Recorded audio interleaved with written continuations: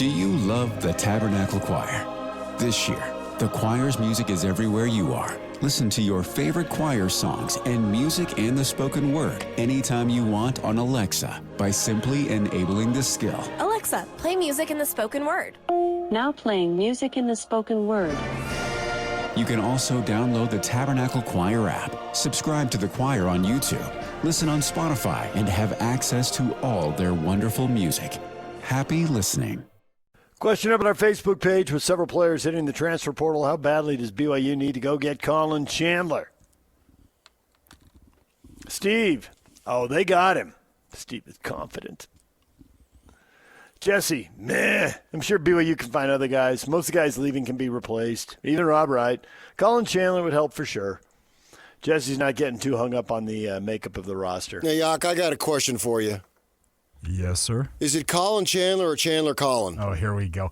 Collin Chandler. It's Kennedy Chandler. It's Collin Chandler. Chandler is the last name of the day. Okay, but I watched Friends growing up, and that guy, his first name was Chandler. Chandler Bing, we know. Phoebe was my favorite. Phoebe was hilarious. She was out there, totally random. That's why she was my favorite. I thought so. Well, this kid sure had a ton of hype coming out of high school, and then obviously goes on a mission and goes to Kentucky. And I've watched him play because of Mark Pope, and I figured that there was a chance that he would come back. That's the thing that I think that it's not about necessarily Collin Chandler coming to BYU. It's what I think Kevin Young needs to take more into consideration is the draw that BYU is for so many. And the draw for Kennard Davis and Diamante and Robert Wright, there is no draw for BYU. It is the money and maybe the opportunity to play for Kevin Young. That's the draw. But BYU is not the draw.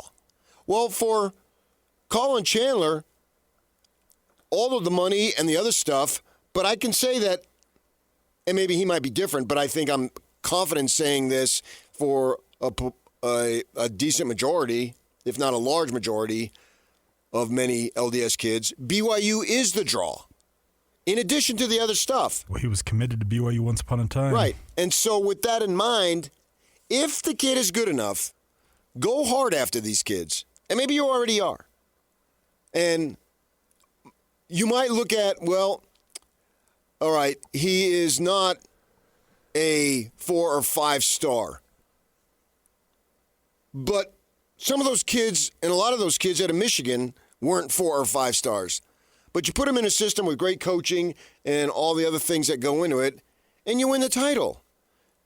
And so instead of going after a Diamante, and I'm just using this as an example, so don't take it literal, going after a Diamante, maybe you go after the Welling kid who was a local kid at corner and then moved, I think he went to Irvine and then UVU.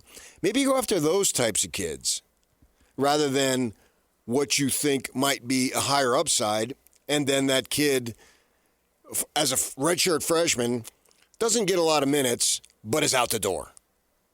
Literally the first chance he gets, he's out the door. And if you get some of these kids where BYU is a significant reason why they're going there, in addition to basketball, in addition to money, and whatever else it might be. I'm not discounting the money whatsoever. I'm just saying that there's other things. Go after those types of kids. And those types of kids can help build your program. And then you can rely on them in a role-playing type situation, which you need. You can't have 5 stars out there. It just doesn't work that way. You need kids to fill roles for you. And so that's what I would say. If Collin Chandler wants to come back, and they got to pay him and blah, blah, blah, I get that. And it's hard. Oh, yeah, well, he grew up a Ute fan. Well, this is what we have now in the mid-2020s is what we had in the 90s. There was a bunch of kids that may have been BYU fans, but they couldn't go there because the program was in shambles compared to what Utah was. So if you wanted to play winning basketball, which everybody does, winning whatever, you want to do it. So these LDS kids here in the 90s, if they wanted to stay local, they pretty much had no choice that they had to go to Utah because BYU was way down. Well, now it's reversed. Crazy enough, right?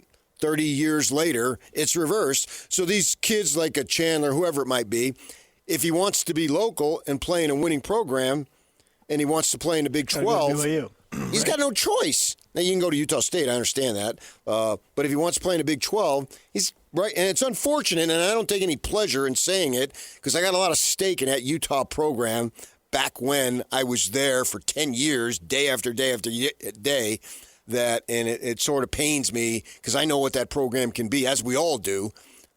And it's not there right now. Plus, we got a guy that we like coaching the team, so we want to see it get back up. But it's going to take some time. Whereas BYU, they're shooting minimally to go to the tournament every year, and the roster is depleted right now. But when we get to midsummer or when we go down and have the lunch with Kevin Young at Riverside in the end of July or August, we're going to be thinking they're an NCAA tournament team. Kevin Young has already established that, right? So that's what I would say. Look at those role player kids who want more to be at BYU, and if it doesn't work, you take the look the Kozlowski kid. Has he put his name in the portal? Maybe he will. I don't know. But he hasn't played. He's been injured, but he's still there. He's local. But, PK, you've got a whole coaching staff of people, with one exception, who's not local, and I don't know if they understand the power of that fact. You know, the draw of playing within close proximity of a lot of family and friends. Sure, but Brian Santiago could tell him. Travis Hansen can tell him. Exactly where I was going to go. Nate Austin can tell him. There's an AD who knows it, who's lived it, who was in the basketball program, but the staff doesn't know that. Well, why would I want this player? This player over here is better. Maybe only marginally, but better nonetheless. And for the guys who are going to be here, I still think the top of the recruiting class, one and done, go and get them.